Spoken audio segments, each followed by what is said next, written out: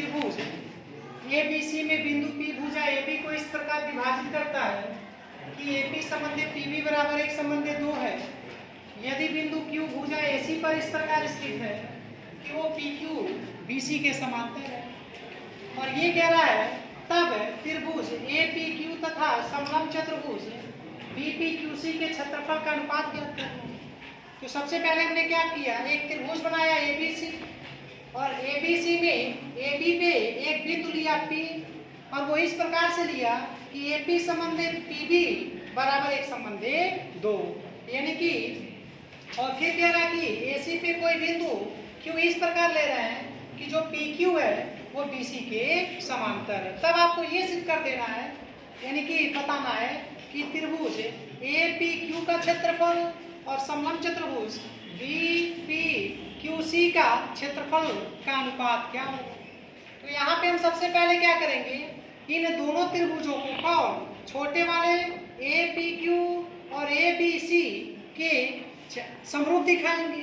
जब समरूप दिखा लेंगे तब हम क्या करेंगे, इन दोनों त्रिभुजों के क्षेत्रफलों का अनुपात निकालेंगे, और जब दोनों त्रिभुजों के क्षेत्रफलों का अनुपात निकल जाएगा तब अब जब समलंब चतुर्भुज BPQC का क्षेत्रफल निकालेंगे, इस बड़े वाले त्रिभुज के क्षेत्रफल में से इस छोटे वाले त्रिभुज के क्षेत्रफल को घटा देंगे तो निकल जाएगा। तो सबसे पहले यहाँ पे आपको दिया हुआ है AP संबंधी PB, तो AP संबंधी PB हमारा दिया हुआ है 1 संबंधी 2, तो यानी कि AP का मान हमारा 1 है और PB का मान कितना है 2। तो AP का मान 1 है और PB का मान है 2, यानी कि अगर हम AB की बात करें तो AB कितना हो जाएगा 1 धन 2, यानी 1 धन 2 का मतलब हो गया 3, तो AB हो गया हमारा 3। अब क्या करें, त्रिभुज ले लें APQ, तो त्रिभुज APQ तथा त्रिभुज बड़ा वाला ABC में। अब इसमें ये कह रहा है क्या कि जो PQ है वो BC के समांतर है, तो चूंकि PQ जो है वो BC के समांतर है, अगर PQ BC के समांतर है तब हम ये कहेंगे ये PQ BC के समांतर है अगर, तो यहाँ पे ये जो कोण होगा आपका APQ, कोण APQ बराबर होगा कोण ABC के। क्यों बराबर होगा, तो ये संगत कोण हो जाएगा, संगत कोण। इसी तरह से ये आपका जब PQ BC के समांतर है तो AQP, कोण AQP बराबर होगा कोण ACB के, और क्यों बराबर होगा, तो संगत कोण। आगे यहाँ से ये जो कोण है वो घनिष्ठ है आपका, कोण बराबर कोण, ये आपका घनिष्ठ है। इसका मतलब ये है जब घनिष्ठ हो गया तब आपने दिखा दिया कि दोनों त्रिभुजों की जो संगत कोण है तीनों आपस में बराबर है, यानी कि एंगल समरूपता से दोनों त्रिभुज समरूप हो जाएंगे, यानी कि त्रिभुज APQ समरूप होगा त्रिभुज ABC के। और जब दोनों त्रिभुज समरूप हो गए तब हम क्या करेंगे, इन दोनों त्रिभुजों के क्षेत्रफलों का अनुपात निकालेंगे, यानी कि त्रिभुज APQ का क्षेत्रफल बटे में त्रिभुज ABC का क्षेत्रफल। और हम जानते हैं जब दो त्रिभुज समरूप हो तब उनके क्षेत्रफलों का जो अनुपात होता है उनकी संगत भुजाओं के अनुपात के बराबर होता है। तो छोटा वाला त्रिभुज है तो उसकी संगत भुजा AP होगी, तो हो जाएगा AP का होल स्क्वायर। बड़ा त्रिभुज हमारा ABC है, इसकी बड़ी भुजा AB हो जाएगी, ये हो जाएगा AB का होल स्क्वायर। AP अभी हमने बताया आपको 1 है, ये हो जाएगा हमारा 1 का स्क्वायर। AB मैंने आपको बताया 3 है, तो ये हो जाएगा 3 का स्क्वायर।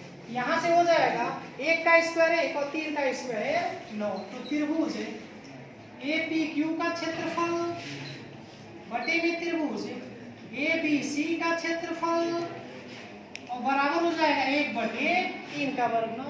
त्रिज्या गुणा कर देते हैं, जब त्रिज्या गुणा करेंगे तो त्रिभुज ABC का क्षेत्रफल बराबर हो जाएगा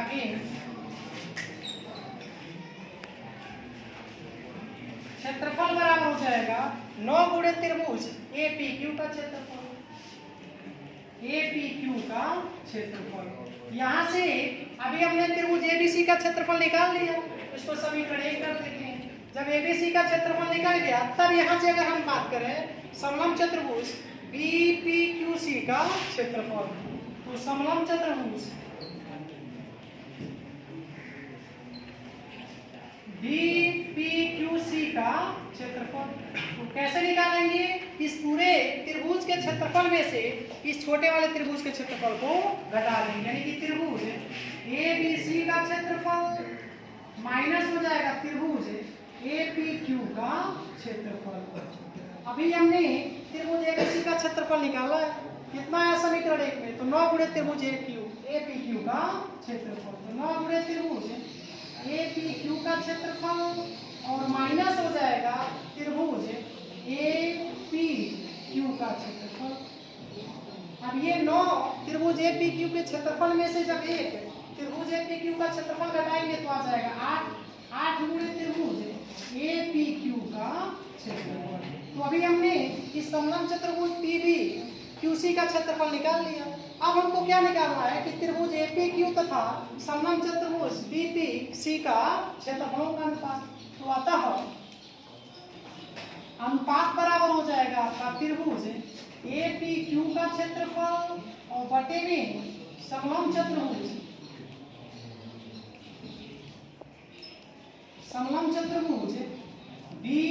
BPQC का क्षेत्रफल, तो बराबर अभी त्रिभुज APQ का क्षेत्रफल लिख लेते हैं ऐसे ही, तो त्रिभुज APQ का क्षेत्रफल और बटे में अभी समलंब चतुर्भुज BPQC का क्षेत्रफल निकाले तो कितना है 8 गुणे त्रिभुज APQ का क्षेत्रफल। यहाँ से त्रिभुज APQ के क्षेत्रफल से त्रिभुज APQ का क्षेत्रफल कट जाएगा, बचेगा 1/8।